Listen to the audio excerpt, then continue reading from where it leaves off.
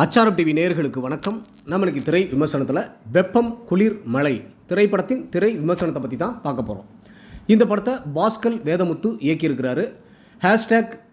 #FDFS productions சார்பில் திரவு கதையின் நாயகனாக நடித்து தயாரிச்சிருக்கிறாங்க.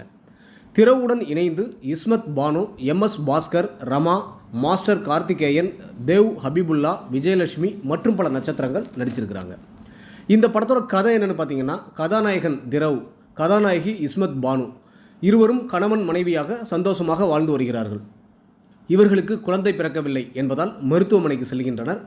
கணவனுக்கு குறை என்று டாக்டர் பானுவிடம் சொல்கின்றார். பானு கணவனிடம் சொன்னால் கஷ்டப்படுவார் என மறைத்து, சூழ்நிலை சந்தர்ப்பத்தால் கணவன் மாமியாருக்கு தெரியாமல் டாக்டர் அறிவுறுத்தலின்படி டெஸ்ட் டியூப் மூலம் ஆண் குழந்தை பெற்று சந்தோஷமாக வாழ்ந்து வருகின்றனர்.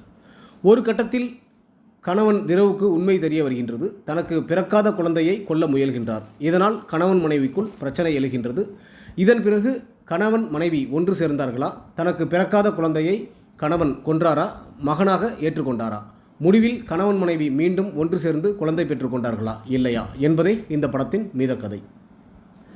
கதாநாயகனாக திரவும், கதாநாயகியாக இஸ்மத் பானுவும் இருவரும் சிறப்பாக நடித்திருக்கின்றார்கள். மாமியாராக ரமாவும் சிறப்பாக நடித்துள்ளார்.